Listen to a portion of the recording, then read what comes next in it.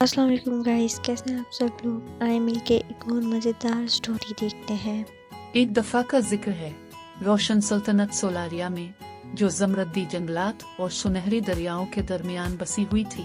ایک شاندار جشن منایا جا رہا تھا۔ سلطنت کو ایک سال پہلے ایک مشکل وقت کا سامنا کرنا پڑا تھا، جب ایک خوفناک قحط نے زمینوں کو بنجر اور لوگوں کو مایوس کر دیا تھا۔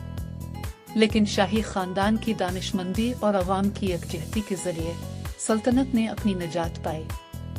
جب بارشیں دوبارہ لوٹ آئیں تو ملکہ نے ایک خوبصورت بچی کو جنم دیا، جس کا نام انہوں نے شہزادی عائشہ رکھا۔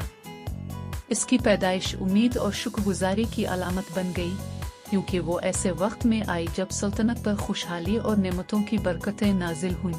اب 1 سال سے زیادہ کا عرصہ گزر چکا تھا، اور سلطنت نے اس کی عزت افزائی کے لیے ایک عظیم جشن منایا۔ محل کو پھولوں سے سجایا گیا تھا اور آسمان میں چراغ چھوڑے گئے تھے جو جشن پر سنہری روشنی ڈال رہے تھے۔ ننھی شہزادی محل کے عظیم صحن میں چل رہی تھی، اس کی ہنسی چاندی کی گھنٹیوں کی طرح گونج رہی تھی اور ہر ایک کو خوشی دے رہی تھی جس سے وہ ملتی۔ شاہی تقریب میں موجود لوگوں میں ایک بوڑھی کہانی سنانے والی عورت سائرہ بھی تھی۔ وہ اپنی حکمت کے لیے مشہور تھی اور اکثر ایسی کہانیاں سناتی تھی جو سلطنت کو متاثر کرتی۔ اس خاص موقع پر سائرہ کو محل میں مدعو کیا گیا تھا تاکہ وہ شہزادی عائشہ کے لیے ایک کہانی سنائے۔ آپ کی عالی جناب، سائرہ نے جھک کر ننھی شہزادی سے کہا، آئیے میں آپ کو شکر گزاری اور روشنی کی ایک کہانی سناتی ہوں۔ اس نے ایک وقت کی بات سنائی جب صدیوں پہلے سولاریہ کو ایک ایسا ہی قحط کا سامنا تھا۔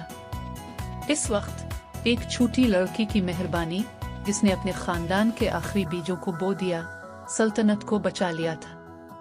اس کی قربانی اور امید نے ایک عظیم باغ پیدا کیا جو بارشوں کے واپس آنے تک سلطنت کو سہارا دیتا رہا۔ جب سائرہ نے کہانی سنائی تو شہزادی کی بڑی بڑی آنکھیں چمکنے لگی، جیسے وہ کہانی کی اہمیت کو سمجھ رہی ہو۔